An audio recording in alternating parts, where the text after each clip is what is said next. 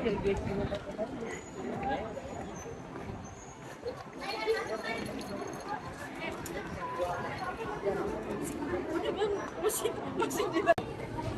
perkenalkan saya Jan Monika Hendra dan hari ini saya bersama Mbak Sasa yang itu toga kita.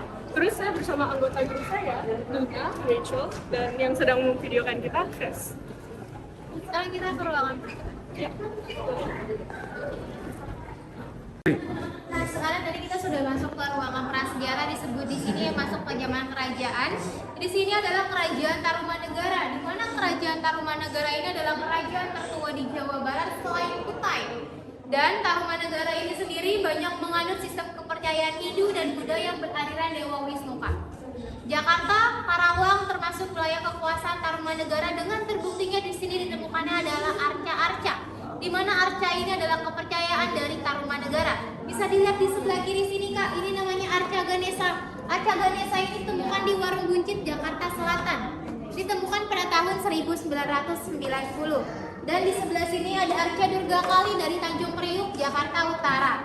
Ditemukan pada tahun 1883. Dan ada arca lagi di sebelah sana Kak. Di sebelah sini ada arca lagi. Nama arcanya adalah arca Wisnu Kak. Arca Wisnu Cibuaya 1 dan Cibuaya 2. Dia sudah ditemukan pada abad ke-18, ditemukannya di Karawang lebih tepatnya. Dan arca Wisnu ini nggak asli, hanya replikanya saja. Yang asli ada di Museum Nasional atau dikenal namanya adalah Museum Gajah. Sekarang kita menuju ke lantai 2. Ada rempah-rempah yang gunanya ini mau direkam atau enggak? Tadi yang batu yang itu yang ada yang prasejarah itu rempah, ini lantai yang mau direkam ini juga. Jadi lantainya asli. Lantai yang kita injak ini lantainya asli diambil dari India Selatan. Kita bisa main lagi tangganya yang kita mau ke lantai 2 ini, itu lantainya juga asli. Lantai itu umurnya sudah 300 tahun ini. Ketinggalannya dari kita bahasa, aku mau ngejelasin kan tadi itu ada di zaman prasejarah, ada ukiran emas dan merahnya. Dan ada 2 patung singa di depan tangganya itu. Dulu patung singa itu dipercayai sebagai penjaganya. Kita bisa lihat di sebelah sini. Ini tangganya batu.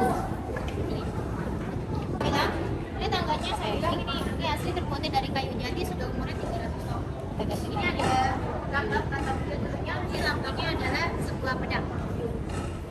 Nah ini kayunya bisa digunakan bila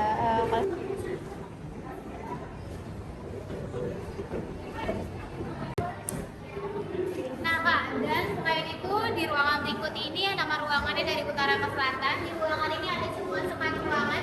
Biasanya sekat ruangan ini ditaruhnya di ruangan balai kota.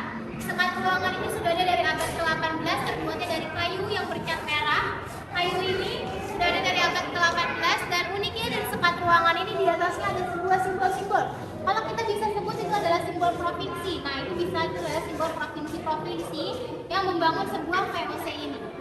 Jadi yang di sebelah kiri itu adalah VOC, jadi ini adalah 7 simbol atau 6 simbol yang membangun VOC ini. Yang tengah-tengah ini adalah lambang Batavia, lambang sebuah pedang. Dan ini yang juga ada ukirannya seorang kaisar yang memegang sebuah perisai.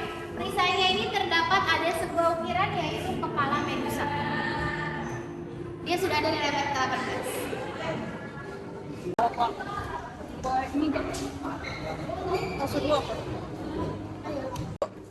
Nah, di sini di ruangan balkon ini Kak dulunya digunakan untuk para petinggi Belanda melihat terjadinya eksekusi mati dari atas sini. Jadi eksekusi matinya dilaksanakan di teras bawah di bawah sebelah kiri. Eksekusi mati di Batavia ada 2, kalau nggak dihukum gantung, kalau nggak dia dipenggal. Kalau dipenggal menggunakan sebuah pedang keadilan, pedang keadilannya kita bisa lihat adanya di lantai bawah. Nah, sebelum terjadinya eksekusi mati, ini ada gambar balai kotanya. Di atas gedung ini ada sebuah menara.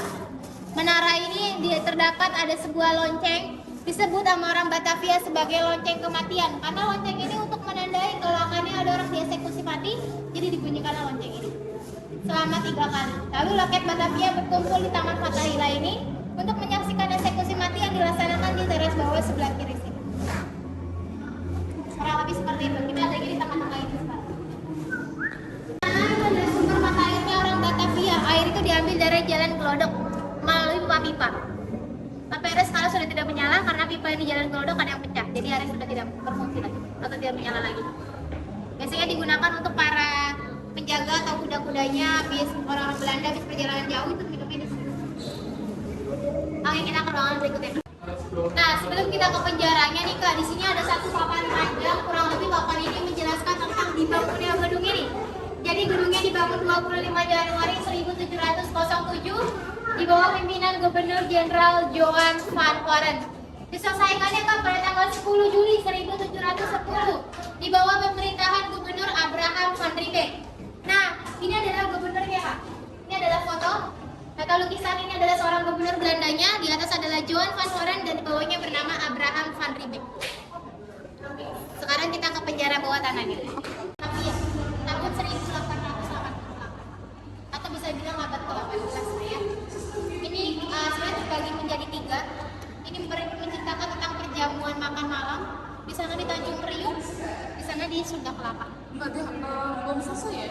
Iya, karena pelukisnya yaitu Bapak Harjadi sudah meninggal terlebih dahulu. Jadi ini lukisannya tidak diselesaikan sampai sekarang karena untuk menjaga keaslian dari lukisan ini. Sedih. Itu aja masih belum di. Kalau Kak boleh tolong perkenalkan diri? Nama saya Martinus Anggarda dan saya di sini sebagai tour guide di Kota Tua. Oke, jadi aku akan nanya beberapa pertanyaan ya Kak. Oke, boleh. Pertanyaan pertama, bisakah Anda berbagi pengalaman atau kenangan pribadi terkait Kota Tua yang memiliki arti khusus bagi Kakak? Kalau tentang arti khusus dan pengalaman sih, di sini kan saya sebagai tour guide dan saya bertemu banyak orang, memandu banyak orang, dan juga bertemu beberapa perbedaan-perbedaan sikap sifat dari semua orang gitu. Jadi maknanya ya dapat mengenal banyak sifat dari orang banyak. Jadi menurut Kakak tuh, Kakak tuh pernah ikutin kayak tradisi atau ritual keluarga atau acara atau kegiatan nggak di Kota Tua? Kalau acara sih kegiatan ada waktu itu ada acara musik di depan. Terus kalau tentang adat sih nggak ada dan pernah waktu itu wali kota ada yang datang. Jadi kita menyambut. Jadi menurut Kakak bagaimana Kota Tua berkontribusi terhadap aspek budaya masyarakat kita? Kalau untuk aspek budaya mungkin Kota Tua dapat mengenali kembali tentang perjuangan dan juga peninggalan-peninggalan yang sebenarnya Jakarta ini punya. Karena mungkin dulu ketutupan karena sekarang Jakarta sudah mulai modern dan sisi-sisi tuanya tuh bisa dilihat dari museum ini. Siap. Oke. Terus menurut Kakak ya, setahunya Kakak, apa perbedaan Kota Tua zaman dulu sama sekarang? Untuk yang Kota Tua zaman dulu mungkin bisa dibilang lebih asri dan juga lebih ramah karena masih dulu belum adanya media sosial dan sekarang mungkin lebih banyak perubahan dari aspek lingkungannya dan juga budayanya. Oke, jadi apa motif yang mendorong Kakak untuk balik terus ke Kota Tua? Mungkin untuk yang mendorong itu karena bisa bertemu dengan banyak orang, bisa lebih mengenal banyak orang dan juga mungkin bisa lebih belajar lebih dalam tentang Kota Tua sendiri. Baik, terima kasih atas waktunya Kak. Could you please do a little introduction of yourself? My name is Henk Wals. I'm from the Netherlands. Oh, I'm a historian by trade, really? and this is my first time in Indonesia, so just second day, so I don't have much impressions yet. What do you think of Kota Tua so far?